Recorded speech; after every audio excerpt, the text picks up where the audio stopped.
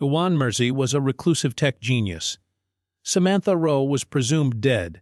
Together, they built a criminal empire without ever stepping foot inside a store. What began as a quiet wave of shoplifting across Britain's high streets turned out to be the front line of a high-tech underworld, powered by stolen data, encrypted networks, and a digital tool called GhostCart. As police scrambled to catch the thieves, they uncovered a chilling truth. The real criminals were hidden behind code, and their reach was far greater than anyone imagined. In early 2021, something unusual began happening in retail stores across Britain. High-value merchandise was disappearing from shelves at an alarming rate. At first, it seemed like a few isolated cases. Some stolen designer clothes here, a missing tablet there. But within a matter of months, police forces in cities like London, Birmingham, Manchester, and Bristol began to connect the dots. Thefts were happening almost daily, always in broad daylight, and always without a single person being caught. Store managers reviewed CCTV footage and noticed something chilling: groups of 2 to 4 individuals entering stores casually, blending in with customers, and moving with incredible coordination. Within minutes, they would leave, carrying bags that looked empty. But inventory checks always showed the same result. Items worth hundreds of pounds were gone. There was no sign of forced entry, no broken locks, and no alarm triggers. In some cases, store staff didn't even realize anything had been taken until hours later. Loss prevention officers and private security teams were baffled. These weren't smash and grab criminals or desperate individuals looking for a quick steal. The suspects wore ordinary clothes, moved with calm confidence, and somehow avoided drawing attention. Thefts happened in both small retail shops and big brand chains. From luxury beauty products to expensive denim, from high-end headphones to gourmet food, everything was fair game. The biggest surprise was that police had very little physical evidence to go on. No fingerprints, no DNA, and no suspects. Even the camera footage wasn't very helpful. The faces were often obscured by masks or sunglasses, and the groups never hit the same location twice. If they did return to the same chain, it was always in a different city, sometimes hundreds of miles away. The operations were tight, fast, and left no mess behind. Retailers started comparing notes, and a disturbing pattern emerged. The thefts weren't random. Each store that got hit had recently undergone a major tech upgrade. Smart shelves, electronic tagging, motion sensors, all meant to reduce theft. But now, it seemed like this very technology was being used against them. The media started calling it a high-tech crime wave, but law enforcement dubbed the group something else: the Silent Surge. They earned the name not because they were invisible, but because of how smoothly they executed their thefts. No confrontation, no violence. Just quiet, calculated moves. Police tried tracking stolen goods on online marketplaces, but nothing matched. Investigators believed the items were being moved quickly out of the country or sold through encrypted local networks. Meanwhile, store owners were terrified. One chain in Liverpool lost $90,000 worth of stock in under 10 days. Panic spread in the retail community, and some shops even began closing early out of fear. What no one knew yet was that this wave of thefts wasn't led by your typical criminals. There were no known gangsters involved, no organized crime families taking credit. The culprits were hidden behind layers of digital cover, and their reach was growing with every successful hit. The Silent Surge wasn't just a group of skilled shoplifters, it was the beginning of a much bigger system. A system so advanced and so quietly effective that even Britain's most seasoned detectives didn't yet know how deep it ran. Detective Inspector Holly Rudd was not someone easily rattled. With over a decade in serious crimes and a solid reputation for cracking hard cases, she had seen her fair share of robberies, fraud rings, and violent gangs. But the shoplifting wave gripping Britain was unlike anything she had encountered. The fact that it was happening without any direct threats, without weapons, And with such alarming efficiency was what disturbed her most. It became personal when her cousin's boutique in Birmingham, newly opened and heavily secured, was emptied out in under 4 minutes. Over 30,000 worth of goods vanished. The cameras showed the same eerie calmness, 3 individuals walking in, shopping as if nothing was out of place, then exiting with ordinary-looking bags. But everything had been stripped. Holly was given authority to lead a special investigation into the growing crisis. She began digging deeper, not just into the crimes but into the systems designed to stop them. And one detail kept resurfacing.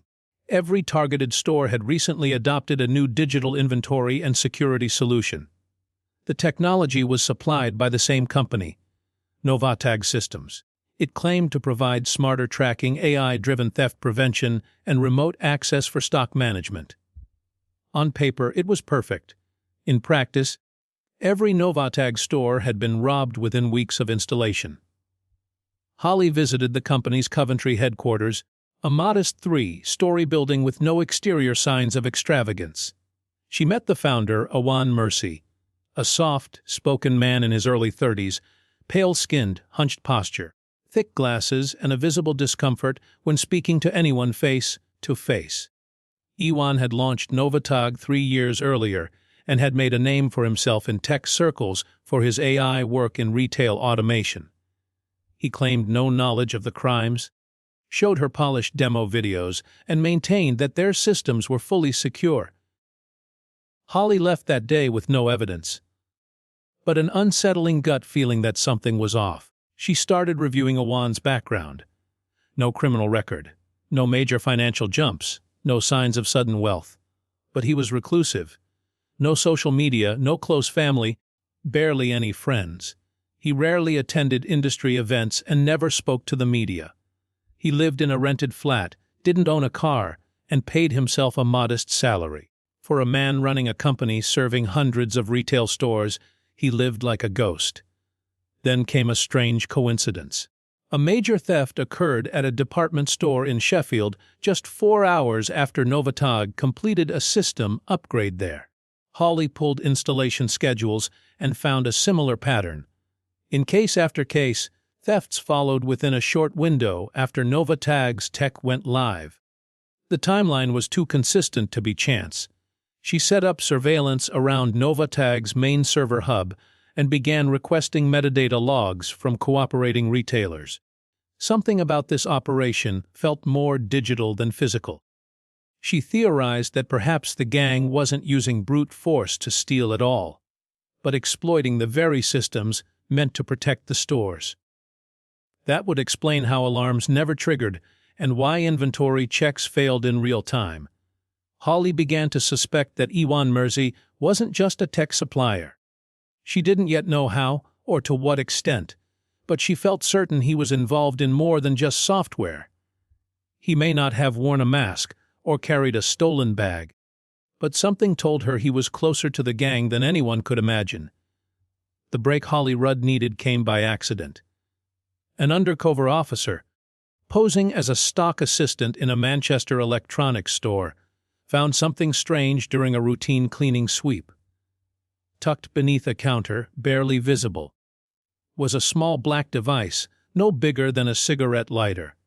It was warm to the touch, with a blinking red LED that shouldn't have been there. When the device was examined by the tech team, its purpose became clear. It was transmitting live data, including inventory numbers, security system status, and employee movement patterns to an encrypted IP address. This discovery changed everything. Until now, the assumption had been that the shoplifting gangs were highly organized humans working together with precise planning. But now, it was clear they were being assisted by real-time intelligence, data that no average criminal could obtain without access to the internal systems of each store. The signal from the device was traced back to a central server registered to none other than Novatag Systems. It was indirect, routed through multiple anonymous servers, but the path was clear. Holly now had a link between the crimes and the company that had supposedly been helping stores stay safe. A warrant was secured, And the following morning, Holly's team raided Novatog's headquarters. The office was minimalistic: white walls, modular furniture, and a faint smell of ozone from countless running computers.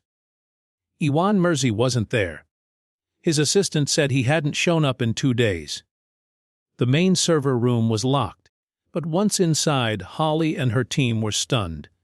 Rows of custom-built servers were humming away, their screens filled with lines of code, data feeds from dozens of retail chains, and an interface that didn't match anything from Novatog's public materials. In the heart of the data center, a folder labeled GhostCart was discovered. Inside were files detailing store layouts, employee shift patterns, motion sensor blind spots, and even automated suggestions on optimal theft windows. Precise times when stores were most vulnerable. More damning was the fact that the app included a login system, pricing plans, and user access records. GhostCart wasn't just an internal tool, it was a criminal platform. Gangs were subscribing to real-time access, paying in cryptocurrency, and using the data to coordinate thefts with surgical precision. The program even had a rating system for stores, grading them by ease of access, average police response time, and value per visit. It was like a criminal's version of TripAdvisor. GhostCart made shoplifting scalable, repeatable, and nearly risk-free for those willing to pay. But something didn't add up.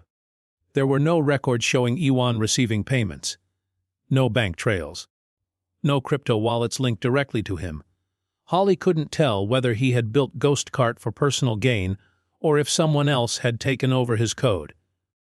Among the files, she found logs showing hundreds of user messages and support tickets. Questions like, "Can I get live alerts for employee lunch breaks?" and "Do you cover Ireland?"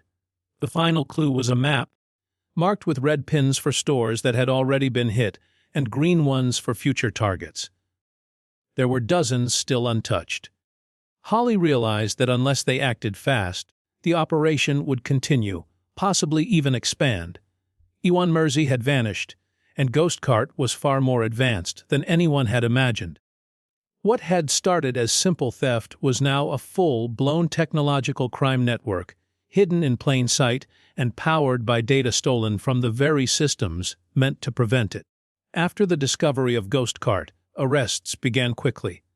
Holly's team, working with cybercrime units and local police, tracked down multiple users of the app. Some were small-time thieves, others part of loosely connected gangs. The raids recovered large quantities of stolen goods, untraceable clothes, unopened electronics, high-end fragrances, even frozen premium steaks still in sealed packaging. But with every arrest, a new problem surfaced. GhostCart wasn't shutting down. It was spreading. Word had leaked about the tool.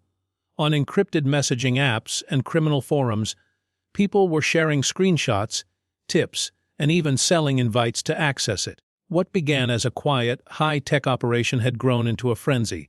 A wave of copycats emerged. The original users were cautious and precise. But the newcomers? They were reckless, desperate, and dangerous. One name kept coming up: Leighton Krim. He was a former nightclub bouncer with a history of assault, known in East London for his unpredictable behavior. Leighton wasn't subtle. He had assembled a gang of violent opportunists who weren't interested in finesse. They charged into stores in broad daylight, shouted threats, and grabbed everything they could. They didn't care about patterns or data. They just wanted loot. Leighton had reportedly bought GhostCart access from a now-defunct user for 10 Zalozen in crypto. But instead of using it wisely, he treated it like a weapon, hitting vulnerable shops repeatedly until they shut their doors. The surge in violent thefts triggered national attention. Videos of Leighton's crew storming a supermarket in Hackney went viral, prompting calls for immediate government action. The Home Office labeled the situation a national threat to business stability. Under this pressure, police launched Operation Glasswire, a coordinated strike targeting anyone linked to GhostCart, both users and distributors. By then, the user list had ballooned.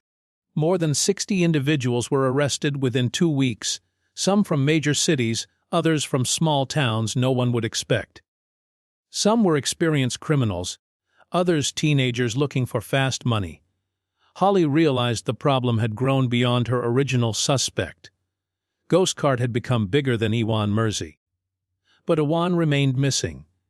An unexpected development came from an anonymous tip, a server location in Nottingham believed to be GhostCart's fallback hub. Holly's team moved fast. They entered an abandoned warehouse on the outskirts of the city, empty except for humming machines, stripped furniture, and a laptop left open on a table. There was no one inside, no signs of struggle, no clues about who had been there. Just a USB drive placed neatly beside the keyboard. The USB contained the entire GhostCart database, every user ID, every access log, every stolen transaction, and, most chillingly, the administrator's credentials. It wasn't Iwan Mersey. It was someone else entirely. As the fallout continued, Leighton Crim's reign came to an end. He was found stabbed in a pub toilet in Bethnal Green, likely the result of a turf dispute over access to GhostCart. He died before giving any statement. His gang splintered within days, with some members arrested and others disappearing completely. Though GhostCart's infrastructure had been seized, its legacy was still active. Clones were already appearing on the dark web. What began as a secret tool had exploded into a viral crime economy. Holly understood now. This wasn't just theft. This was evolution. A shift in how crime operated, and it had started in Britain's high streets. Months passed, and the dust from Operation Glasswire slowly began to settle.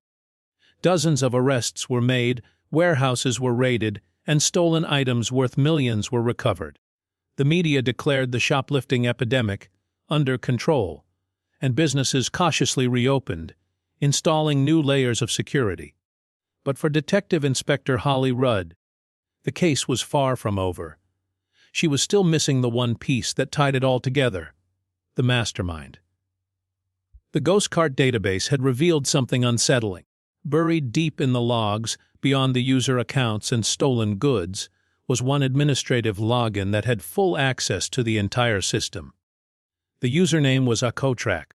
It had created and deleted user accounts, altered pricing models, and monitored every single transaction from the platform's inception. This wasn't a client. This was the operator.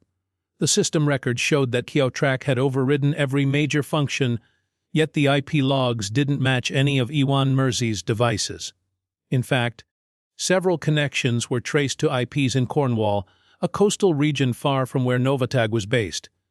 That led Holly back to an old, mostly forgotten name: Samantha Rowe. Samantha had been Novatag's operations manager when the company first launched. She was known to be brilliant, meticulous, and entirely off-grid. Iwan had once described her in a conference interview as the brain that made things run. But Samantha had supposedly died in a boating accident 2 years earlier. Her body was never recovered, and the death was written off as a tragic accident. At the time, no one suspected anything more. But now, Holly was starting to believe that Samantha Rowe never died at all. When she dug into Samantha's background, she found a trail of deliberate disappearances, closed bank accounts, deleted social media, sold properties, and a final insurance payout just weeks before GhostCart's earliest logs appeared. Holly theorized that Iwan might have written the code, but Samantha had taken it, scaled it, and weaponized it. The fake death had been her escape route. Forensic analysis of the USB drive confirmed that the last modification to the GhostCart source code wasn't done on any Novatag machine. It had been uploaded from a laptop purchased in cash from a second-hand tech shop in Truro, 10 miles from the cove where Samantha's boat was last seen. Iwan Mersey, now missing for over 4 months, remained an enigma. Whether he had vanished willingly, been silenced, or was working with Samantha was still unknown. No evidence of foul play was found in his flat, but someone had accessed his bank account to book a one-way ferry ticket to the Isle of Man days after the Novatag raid. That ticket was never used. Despite multiple tips and manhunts, Samantha Rowe was never found. Interpol was contacted. Her name was placed on international watch lists. But no border crossings, no digital activity, and no confirmed sightings followed. She had disappeared entirely, if she was ever alive to begin with. While the original GhostCart was dismantled, its idea lived on. In hidden corners of the dark web, new platforms were emerging with eerily similar layouts and features. Tutorials on how to exploit store systems were being shared by anonymous users, and old GhostCart clients were reconnecting through private channels. Holly closed the case officially. But deep down, she knew this wasn't the end. It was only the beginning of a new type of crime, one that didn't need guns or threats. Just data, deception, and someone clever enough to stay invisible.